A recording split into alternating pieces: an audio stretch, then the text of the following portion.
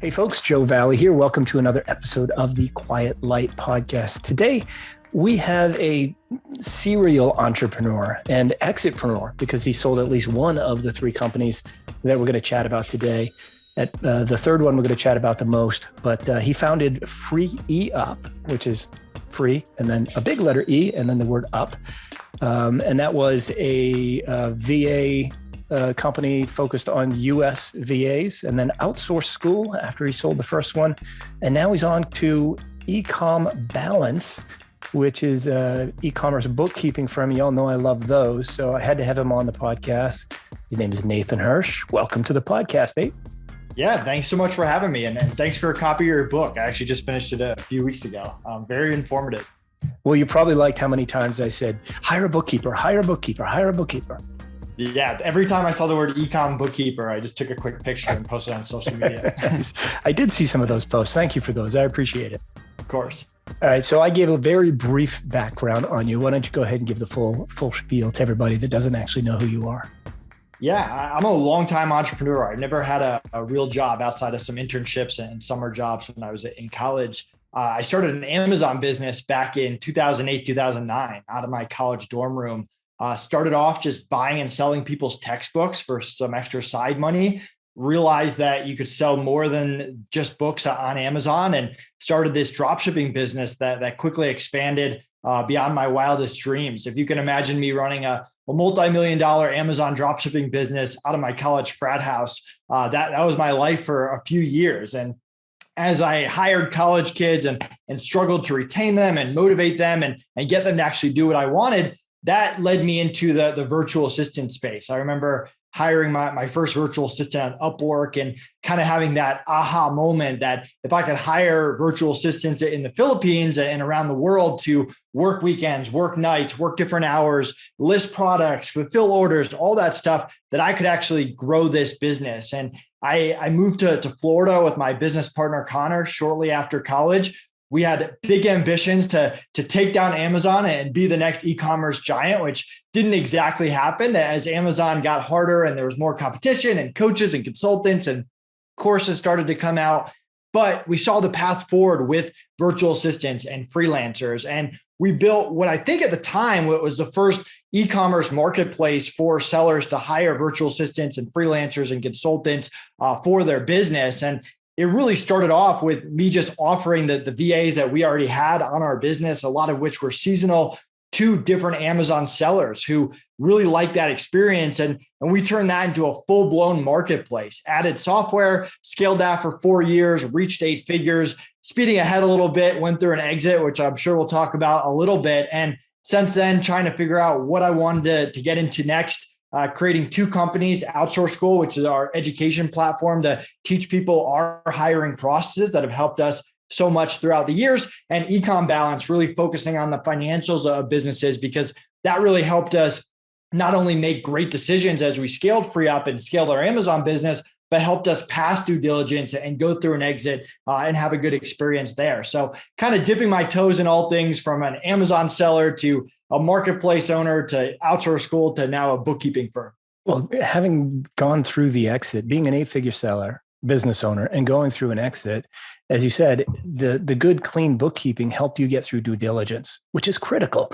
You know, a lot of folks don't understand the value of clean books until they get into, until they look for a valuation of their business and they realize they're not doing accrual accounting and the books are a mess. And then when they get into due diligence, and how important it is there, because everything has to be and will be verified, whether somebody's stroking a check for 100,000, 200,000, 2 million, or 10 million, they've earned that money and they're going to dig deep in due diligence to make sure your numbers are right. And first thing is to have good, clean books. The other thing I want to mention here is that on a personal level, you just took on a foster child, and that's a big change in your life as well.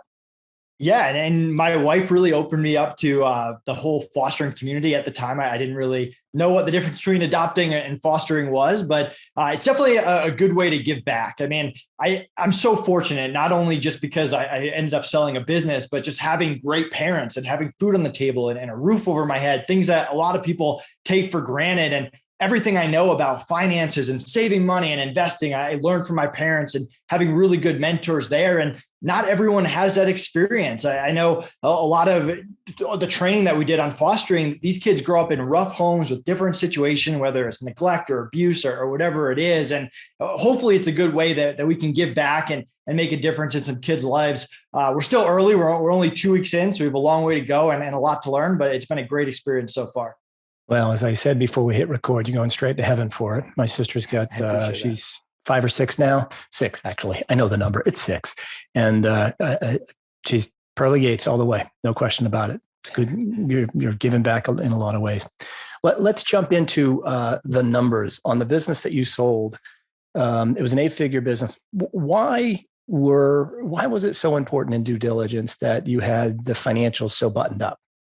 Yeah, so there's really 2 sides of it. First is that trust factor, which I know you talked a lot about in your book. We had some preliminary calls, and keep in mind, this was a client of ours, a free-up client that reached out to us saying, hey, we own a bunch of businesses. They called the Hoth, that's their main one, but they own some side businesses there too. We want to get into the freelance space. We don't want to start it from scratch. Would you be interested in getting acquired? And from there, they asked us a lot of questions, and we knew our numbers, everything from what we were billing every single week to our profit margin to how the revenue had grown over the past few months. And everything that we told them in those initial phone calls appeared later on when we actually gave them the numbers and gave them the book.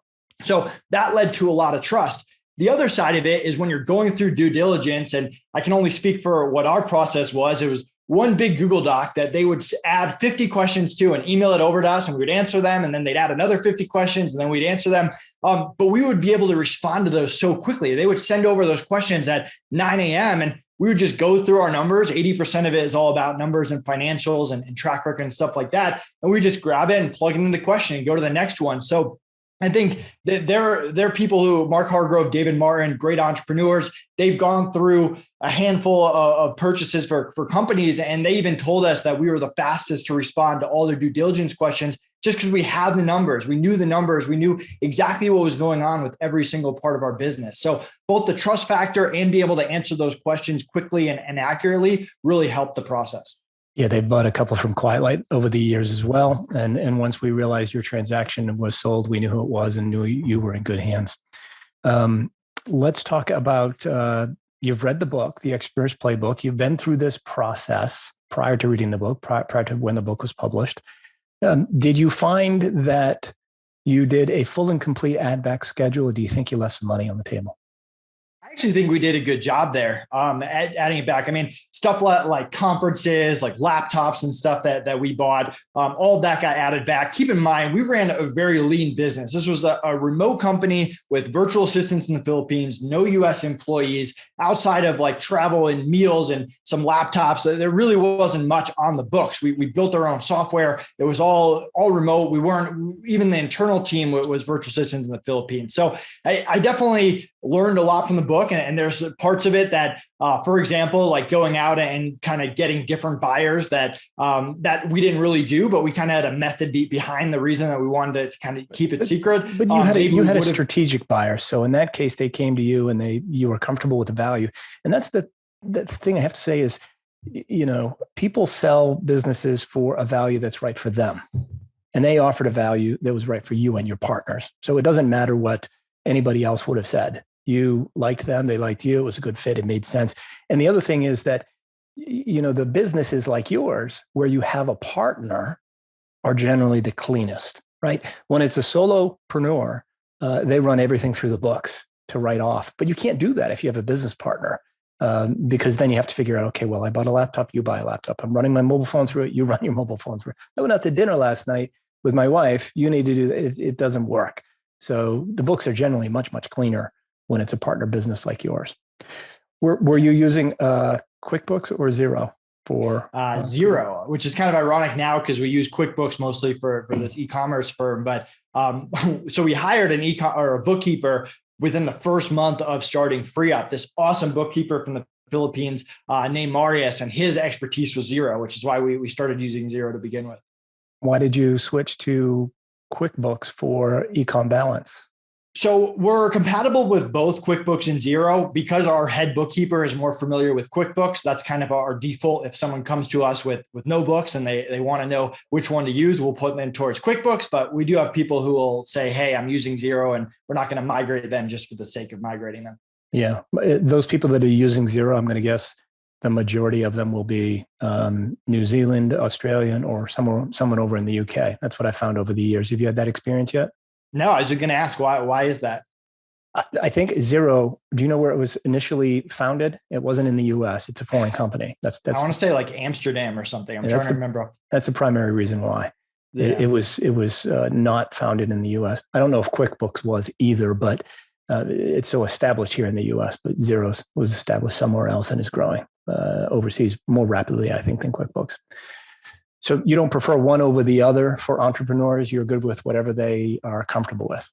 Yeah, I think QuickBooks has more capabilities. I know with FreeUp, we actually connected Xero to what we call Time Clock, which was the whole marketplace of billing clients, paying freelancers. And we actually ran into some API issues of just quantity where Xero just couldn't handle the amount of transactions that we were pushing through every single week. And they capped us, and we had to spend a lot of money trying to take all these transactions and put them into less API requests. So I don't know if we would have had that same issue with QuickBooks, but I know our head bookkeepers prefer QuickBooks. And for now, that's a good enough reason to stick with them. No, I agree. I use QuickBooks. Xero, the only complaint I have about Xero is that when someone goes to export a P&L that goes back 3 years, it's not intuitive to do it for all 3 years. You have to, everybody thinks you can only do it for 12 months. And we've created a video that people can get access to show the 3-year period. But that's the only complaint I have about it. And the fact that I actually have to then reverse the columns, right? Because Xero has the latest month first in the column, and QuickBooks has the latest month last in the column. But that's the US usually doing things backwards. The rest of the world does it another way. It's funny you mentioned that because we're trying to figure out how to make QuickBooks swap those because we like it the other way. Because you're used to it. Yeah, Yep. well, you're used to it. Yeah, well, I don't know if you can do it within QuickBooks, but you can always do it in Excel afterwards, for sure. For sure. So after you sold Free EUp, you started Outsourcing School, right? Outsource School. What was Outsource School all about? It was funny when you're going through a sale or after a sale, you kind of find yourself in a unique position. I mean, we went through 6 months of due diligence. It wasn't quick. It was exhausting. It was stressful. And then after that, where you're kind of sitting there, you've got money in the bank, but you don't really have a source of income. And you're kind of thinking like, what's my purpose? What do I do next? Do I want to take time off? And I think originally I didn't think I would see my business partner for the next year. He was going to travel the world and go explore, and I was going to take time off. I wasn't sure what yet. And then COVID hit out of nowhere. So we were kind of stuck at home anyway after going through this exit without really anything to work on. And people started reaching out to us, asking us if we could teach them our hiring process. And that kind of gave us the idea of launching Outsource School because we weren't sure what we wanted to do next. We weren't sure what industry we wanted to go into. It was kind of lowest hanging fruit. So we put in the time to create a bunch of courses and trainings on not only our hiring process, but how to hire specific people like customer service, lead generation, stuff like that. And it all kind of came together. And meanwhile, Connor and I are meeting every single week, trying to brainstorm that next idea with a lot of bad ideas thrown out there. And a year and a half later, we eventually came up with EcomBalance. Wow. That's it's impressive that your buddy from college was your first business partner and he's still your business partner now. So that's good for both of you, I think. Good for both of you. Let me ask one piece of advice that you might give people that have gone through a sizable exit like yours. Is it to have a plan for your next adventure? Is it take a specific amount of time off? Looking back now that you've done it and you're sitting down with somebody that's about to go through it, what would you share with them?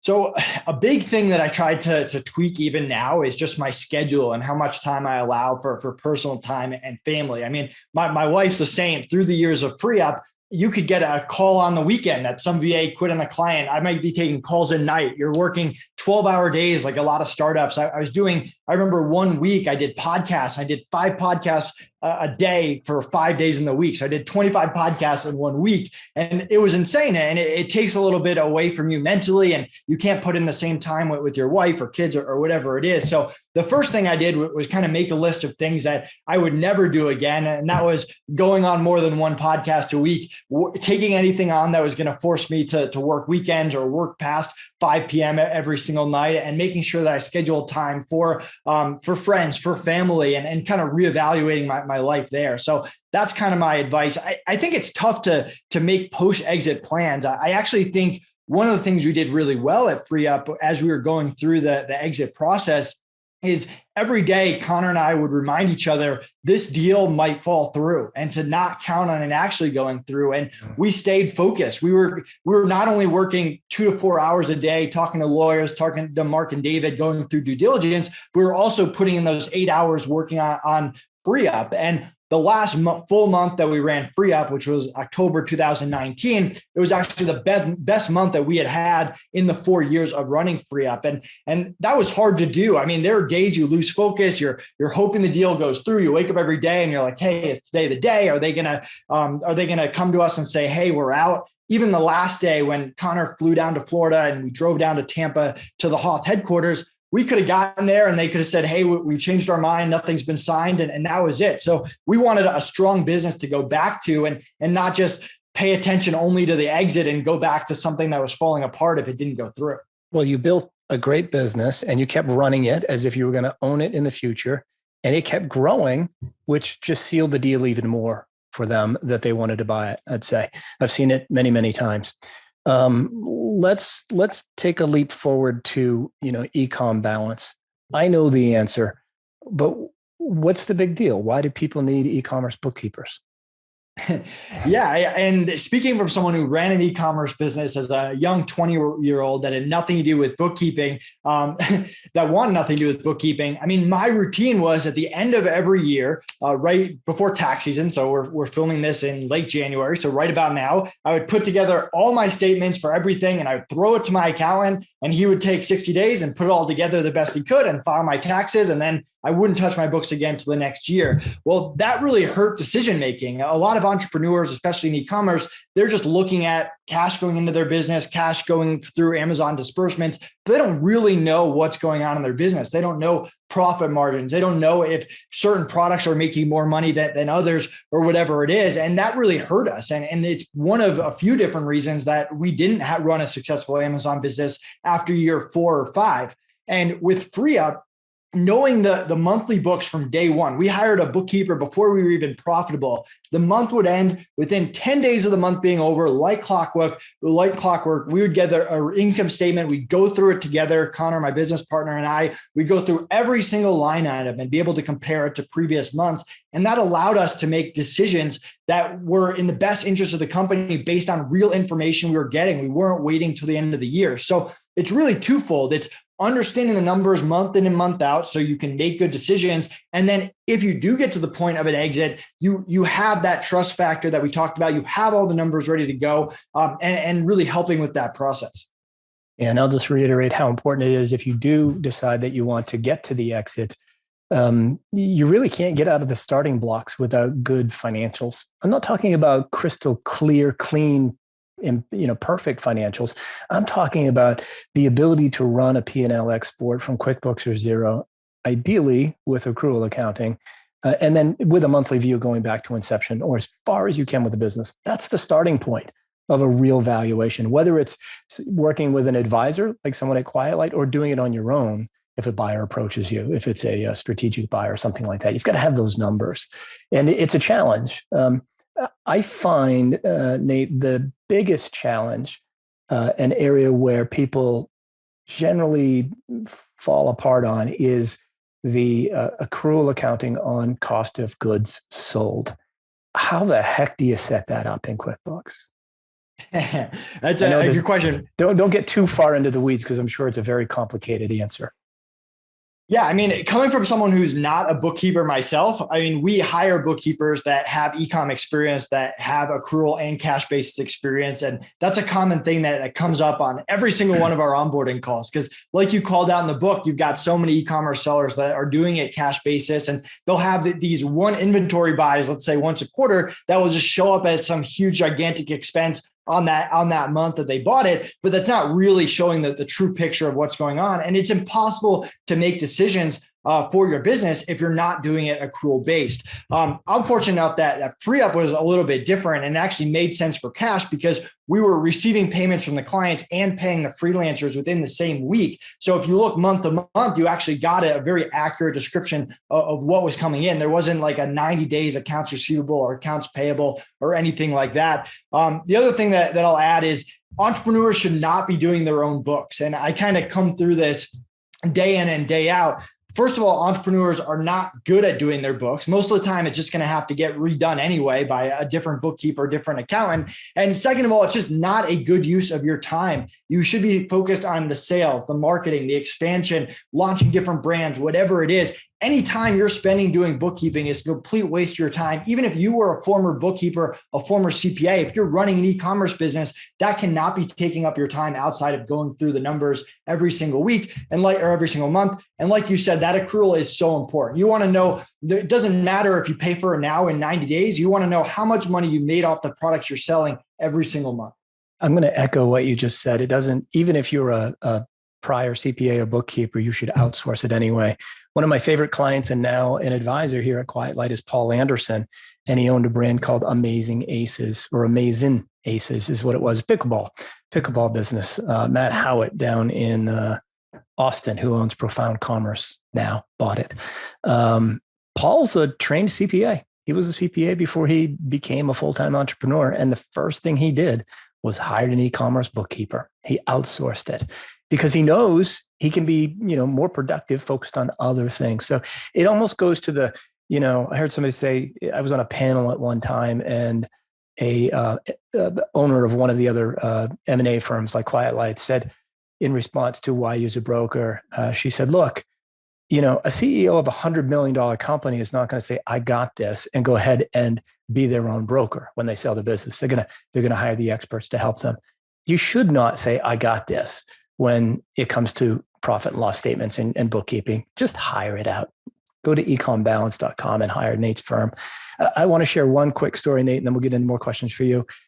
I was at a mastermind event, and the founder of the mastermind event was up on stage sharing his P&Ls, which he does every time we have an event. And he outsources it, right? He doesn't do the numbers at all, but he sits down with his team every, like at the 10th of every month and reviews the financials. And they don't skim it. They review it in detail, like you talked about with your business partner. Well, he kept noticing, the cost of shipping creeping up, right? And he finally figured out what the issue was after 2 or 3 months. And then he extrapolated the potential cost if he had not seen that error. And it was an error by one of the people fulfilling the orders. It would have cost him, and this is a very large business, would have cost him over $1 million in increased cost of goods sold and shipping every year. Now you can add or subtract zeros as you need to, folks, but that particular business was valued at 8 times. So by paying attention to the books because it was outsourced, spending a few hours a month on those details saved him $8 million when he sold his business. And if he'd missed that for 3-4 years, it would have been another $3 or $4 million. So that's where you win. That's where you win. And also you win by taking the hours that you would spend trying to import it and do it properly, and you wouldn't do it properly. You spend that time on developing the next SKU or looking at your competitors and doing more marketing. That's the way to do it, in my opinion. All right. So Nate, you launched the company. You are the marketing person behind the company, I take it, correct? Yeah, sales, marketing. Connor's kind of behind the scenes, SEO, website. I'm more out there, partnerships, podcast, stuff like that. And what kind of one-on-one service would I get if I was to hire EcomBalance? Yeah. So right now, keep in mind, our background is hiring and processes. So the first thing we did for 60 days is interview bookkeepers. And we found a great one. Her name's Shelia. She was an e-commerce seller herself. She was a CFO of a local company here in Denver that we plucked her from. And she started to kind of set up the basis for systems and hiring other people. And since then, we've hired more US bookkeepers, some Filipino bookkeepers to support the US team. And it all starts with an onboarding call. We're going to go through your business point by point. We've got about 18 questions. It started off as 9. We started adding questions to really understand people's business. And from there, giving you a custom quote with different options, because some people come to us, and this happened this morning, they haven't done their bookkeeping in 2 years and they're behind on taxes and there's a big cleanup mess we have to fix. Other people come to us and they let go of their last bookkeeper, but they don't want to go backwards. They just want to go forwards, or you come to us with immaculate books. So everyone's kind of a little bit different, but we want to give you both a plan for catching up and cleaning up if necessary, but also a monthly fixed price that hopefully is fair and reasonable going forward, where we'll charge you on the first of every month and get your books done by the 15th or earlier every single month going forward like clockwork. And not only are we going to get to understand your business, but every single month we're going to provide you findings and recommendations. And you made a really good point on tracking the shipping costs going up. A big part of bookkeeping is, yes, monthly books, and yes, going through it line by line, but it's also comparing each line to previous months and looking at trends. And a big thing we did at FreeUp is every single margin was comparing it to the previous month and the month before that. So you could see, hey, our cost of VAs is going up, but our revenue is going down or going up at a higher pace or whatever it is. And being able to make those comparisons and being able to point that out for other entrepreneurs, I think that's kind of the unique thing we bring to the table, because Connor and I, we're entrepreneurs first. We know that bookkeepers and entrepreneurs don't necessarily speak the same language all the time. And we want to be able to translate that into a way that entrepreneurs can understand, see what's going on, understand their business, and make decisions every single month based on that. Yeah, I love the fact that you guys are entrepreneurs and you built this business, because you do understand how entrepreneurs talk. Some bookkeepers don't. So I totally get it. It's the same thing we do at Quiet Light. Everybody's an entrepreneur.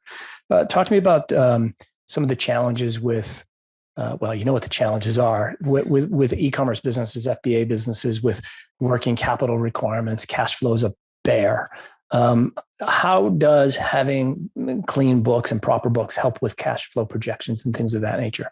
Yeah, and that's actually an add-on service we're building out for a client of ours now, and we hope to offer it to other people, is be able to project out 12 weeks of cash flow, because you get someone like this client who's a seasonal business where during the summer, they're not really selling anything, but they're not going to fire all their employees every single summer and rehire at the end of the summer. They still have to keep those people on. They have to be able to cover payroll. And you don't want to put yourself in a position where you're cash poor, even though the business is making money at net profit wise. And one of the, I forget the stat, someone posted on social media the other day where like 40% of e-commerce businesses fail, not because they're not making money, it's because they're not managing their cash flow and they run out of cash. And there are some solutions out there. You've got companies like Payability or Amazon or PayPal you can get certain loans for, but you need to know what's going on with your cash, especially if you're going to try to keep inventory in stock, which is kind of the biggest issue right now. You don't want to run into a situation where you underbuy inventory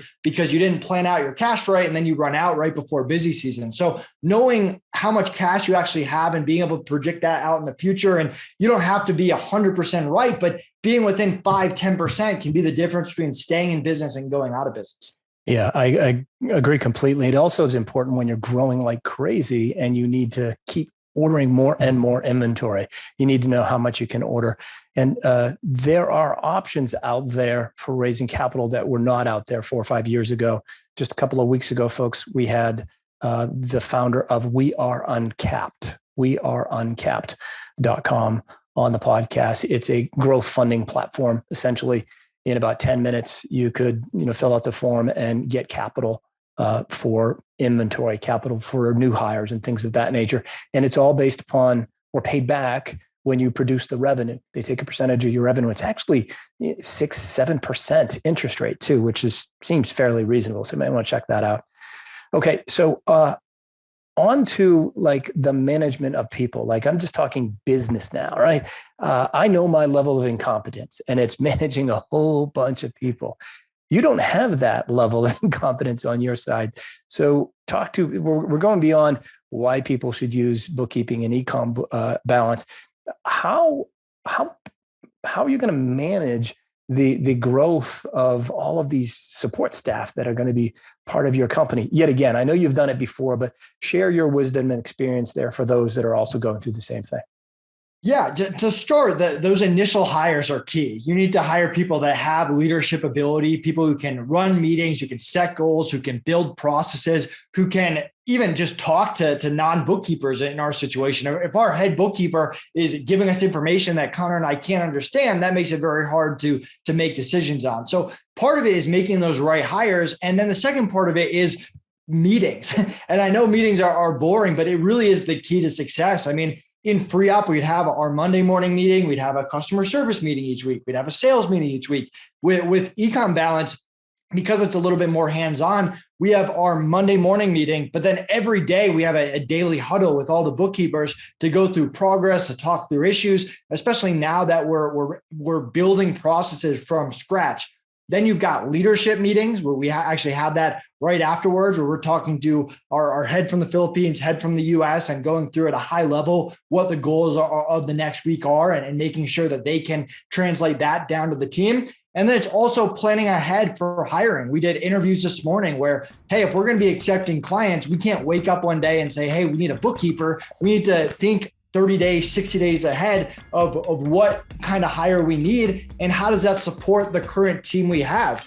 We just hired a US bookkeeper who's very tech savvy. And we did that on purpose because we knew that was one of the things that was lacking from our initial hires. Even though our initial hires were great bookkeeping wise, lots of experience, good at building processes, we need someone who can come in and automate and do things faster. So thinking ahead like that, doing meetings and making those initial key hires who can really lead your company and really complement your strengths and weaknesses, that's all been a key for us.